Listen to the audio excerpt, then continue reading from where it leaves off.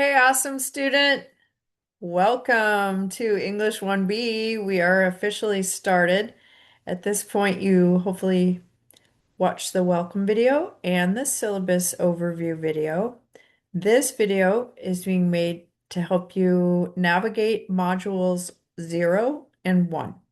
Let's get started. I'm going to share my screen with you. Okay, here we are. So here we go. Cool. Okay. So let's just kind of this video you'll find in module 1, but it is going to cover module 0 as well. As you can see, it's very, very brief. Your objectives and assignments are to get familiar with the course, which hopefully you did with the syllabus overview video. And now it's time to meet your fellow classmates. So all you need to do for this particular item is something you're probably really familiar with, which is the first discussion post. It does help the school with attendance, so it is very important that we do this. It's your introductory discussion. I won't say too much about it. You guys know what to do. First one's on Monday, replies by Wednesday, but I suggest getting it done all on the same day. It is something that students typically forget, and unfortunately, it will cost you points if you forget your discussion posts, right? Or rather, those follow up with replies. So, anywho, uh, here, let's go back to. So we've just gone over again, get this engagement activity knocked out of the park and have fun with it, and then move directly on to Module 1. This is our short story module. There are 3 separate reading assignments. Your learning objectives are to, first of all, get to know your classmates with the engagement activity, and then get started with your critical thinking and close reading skills during the homework assignments.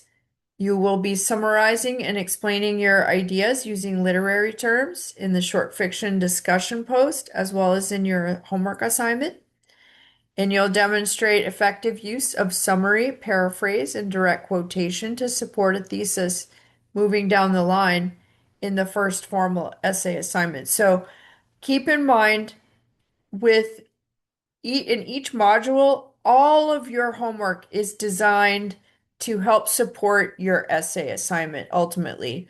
So by doing your homework assignment very carefully, you're in paying close attention to the readings, by carefully selecting your quotes and citing them, you will have all of this stuff ready to go when it's time to write the essay.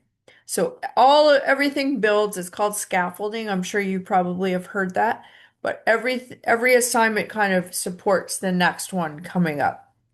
So keep in mind with the discussion posts, the replies will always be due within the first 48 hours or within 48 hours of the original post. You'll always need to reply to at least 2 classmates. Again, do it in advance, like do it all at one time. If other students have already started, complete it all at once so you don't have to worry about remembering it.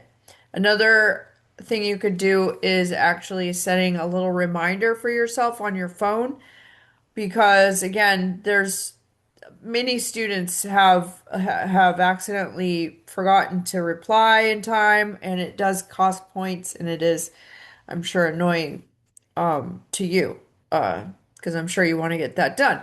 So anyway, all homework assignment readings answers should be in full sentences. They're not full paragraphs necessarily, but they are, let's say 3 to 6 sentences long. And each module again has homework reading assignments, a discussion post, and an essay at the end, and then you're always welcome to participate in the informal discussion. So you'll have your lectures. You'll want to watch these. These are pretty brief. They are from outside resources. I got them off of YouTube. And then you'll get to the good stuff, guys. So this is your short fiction reading assignment. So first you'll want to watch these videos. These are the biographical documentaries on each of your authors. It's really good to have background information on your authors. It helps you understand the literature. It will also help you when you go to write your introduction paragraph in your essay. So I'll tell you that now. That's kind of write down anything that interests you. When you are writing or taking notes on a documentary, you'll want to cite the timestamp. So if you see a quote on the documentary, hit pause, write down the quote, and include the timestamp in parentheses after the quote. There's your citation for your essay if you choose to use that. So just as a little heads up, all of this stuff, collecting information to use for your answers in the homework assignments, as well as your essay. So you have one biographical documentary per author, and then you have your short stories. Cathedral is one of my favorite short stories of all time, as is the story of an hour. The story of an hour, you're going to be thrilled to know it is 1 page long. It's like a page and a half long. It's very brief. However, it's very impactful. There's lots of symbolism. You know, when you are learning about the authors, it will help you understand the literature because the setting in which the author lived, the time, what was going on historically, where did they live? For example, Kate Chopin lived in Louisiana and New Orleans. Raymond Carver lived in Washington State and in Sacramento, actually. He worked at Mercy Hospital and was a janitor there, a night janitor, which I find fascinating.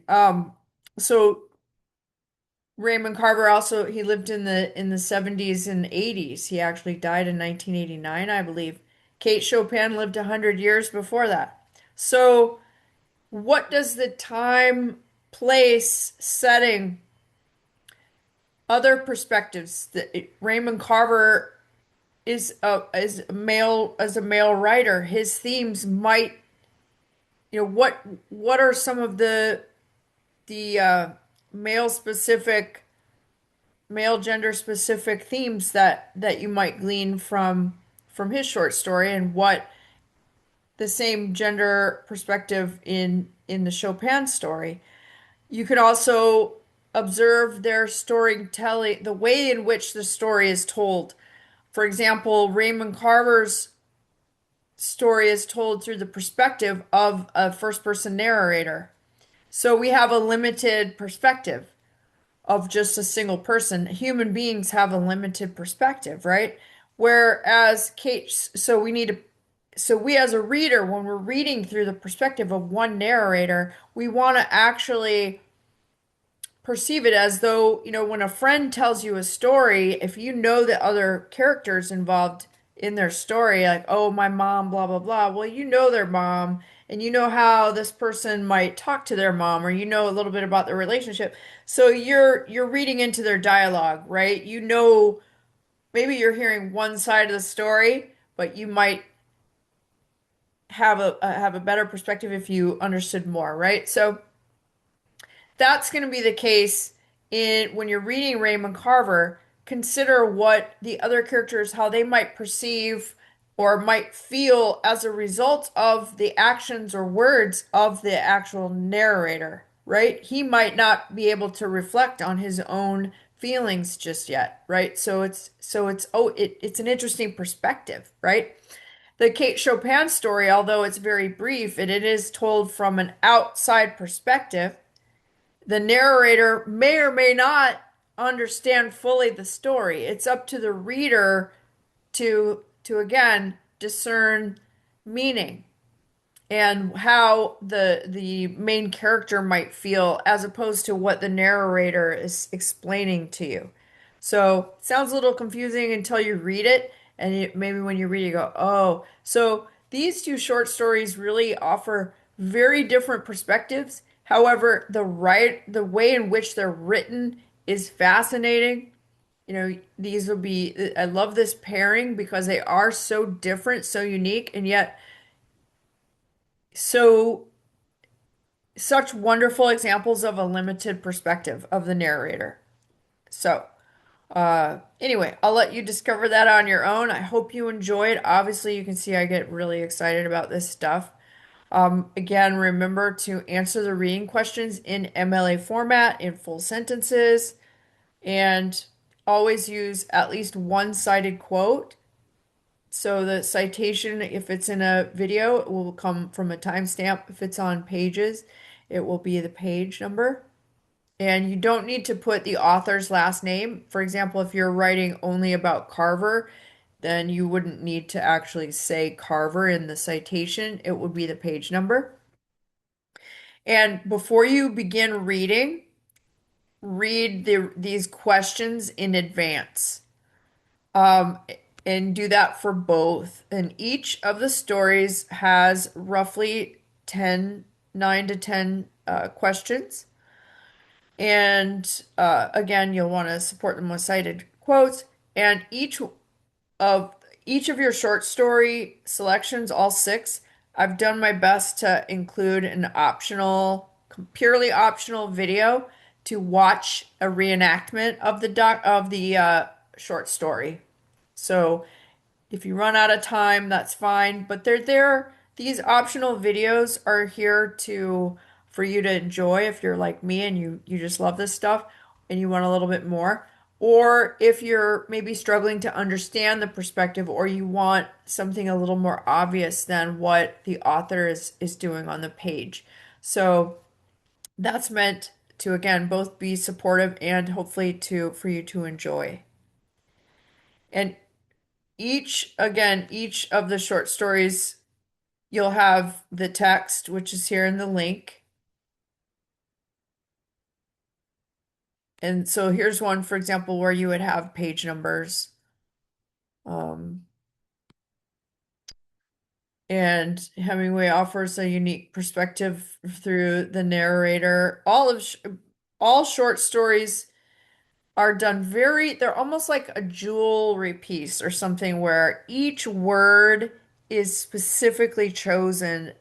There's no extra stuff in a short story. It's all condensed down and placed perfectly and specifically for the reader to discover.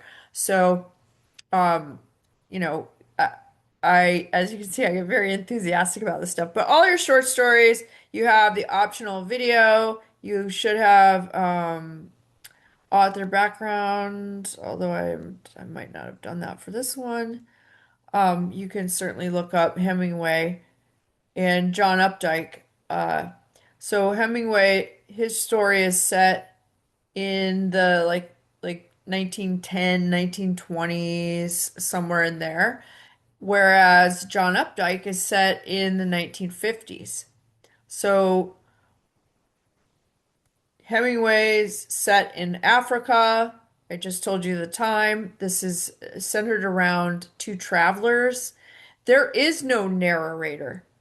There is a Hemingway is the best, right? He's considered the GOAT, as you might say.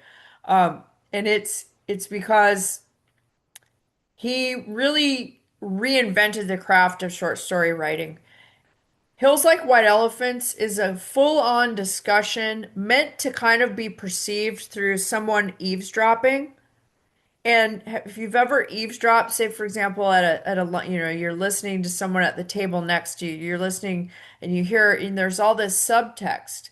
Because when people talk to each other when they're familiar, they don't with each other and each other's history and the specifics of their life, they don't spell it all out for the reader in this case. And that's kind of what's happening in Hills Like White Elephants, where the two characters are having a conversation about something that they're not saying what they're talking about because they don't really need to. They both know. And it's the eavesdropper, it's the reader in this case that's listening and finding the meaning and understanding, oh, they're talking about, oh my goodness, right? And so it should surprise you unless you are familiar with this short story. It might surface to come to your awareness due to the symbolism that Hemingway uses, uh, and various things. I won't go too far into it, but I hope, it is a tiny bit challenging, especially if you don't know that this is the perspective. It's unique. You're not just being sat down and told something. You actually are discovering it as a reader. So make sure to read those questions in advance. Also note the symbolism that's happening. Uh, the John Updike story, as I mentioned, is set in 1950s in New England, right? So like Boston area. And this would have been a very conservative time. And that is important. So you have questions here. For example, the first question is, what is the setting of the story? A lot of students will say, well, it's in a grocery store. The A&P is a classic grocery store. It's like saying Safeway or Rayleigh's, something like that.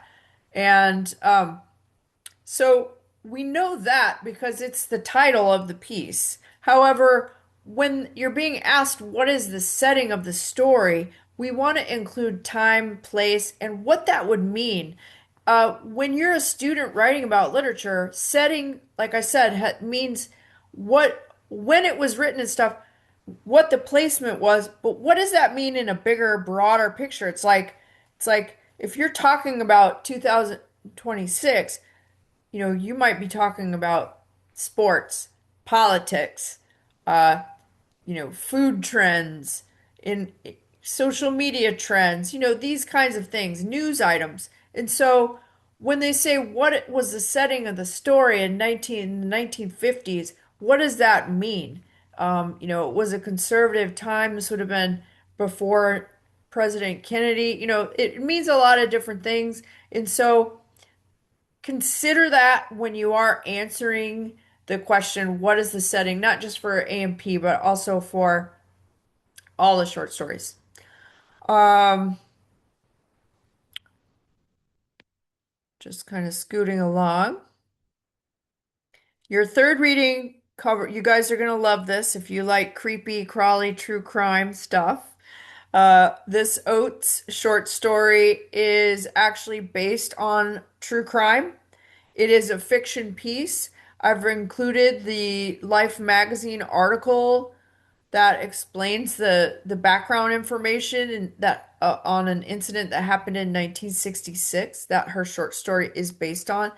Here is this short story, the link to the short story, and then you'll answer these questions. Again, remember to read the questions in advance. That will be helpful when you're reading them.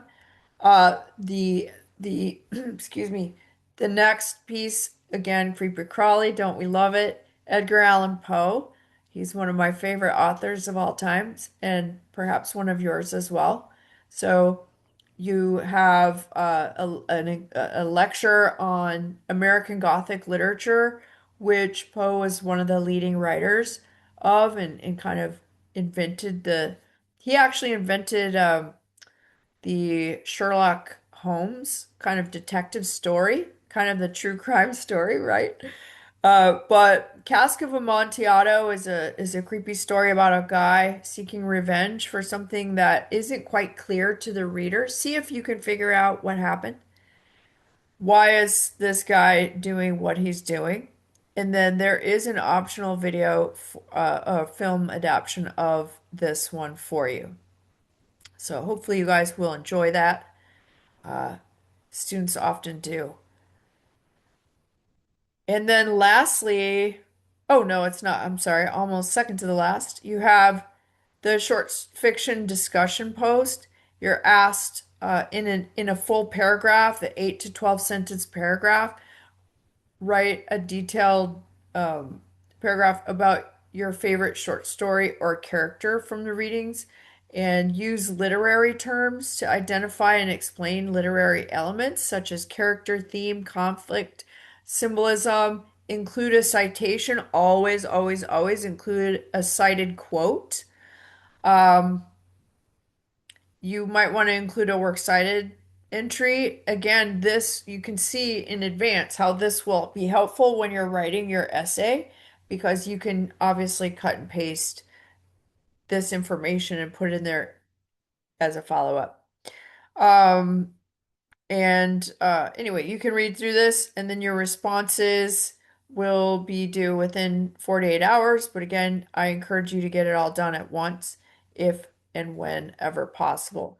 So for your first essay, all the essays are going to be formatted the same way. There's one lecture here in this first module and you can always go back and reference it. I encourage you to watch the lecture where I do detail that, and I won't do it now because you already have that. And then here is your short story essay prompt. You do have several to choose from. You can kind of invent your own prompt, or there are some here written for you. There are many, many, many to choose from. You might even want to look through these before before you get started on anything because you could potentially gear your answers to your questions to support these themes, and that will also enable your essay, the smooth writing of your essay. It's all going to be pre-writing for that essay. So, um,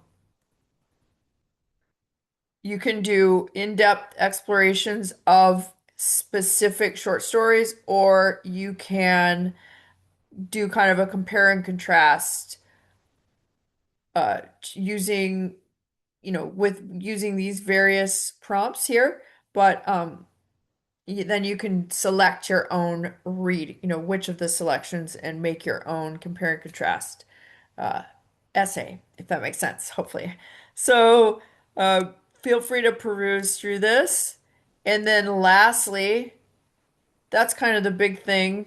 And you can see how everything builds up to that. And then lastly, and this is going to be true of all your modules, you do have an informal discussion area for you and your peers to just kind of discuss informally, say whether you like something or didn't like it, or just various things, whatever. I'll let you guys read this on your own, but you're invited to share your ideas. I'll pop in and just see if there are any questions that need to be answered, or if everyone's confused, I can help everyone out, kind of a thing. But again, this is the short story module. This is your first module with Working It. So just a quick review and then I'm out of here. So you have your engagement activity discussion, get that done as soon as possible, and then move immediately on to your short story work because your first assignment is due on June 10th, and then the next one comes within, 2 or 3 days after that.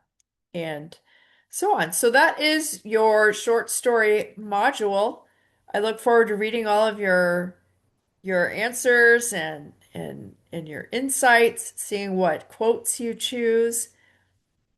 And I hope you just really enjoy it, have fun with it. And I'm here if you need me. Please ask any questions, any concerns, if anything you know doesn't work with the website on Canvas, if there's a broken link or um I didn't finish a sentence, whatever the case is, please bring it to my attention. I always look forward to helping you guys and talking to you. Oops, I'm just doing uh there we go. Okay. So that's module 1 and module 0. I look forward to seeing you all in the next module. Have fun. See you soon. Bye, you guys.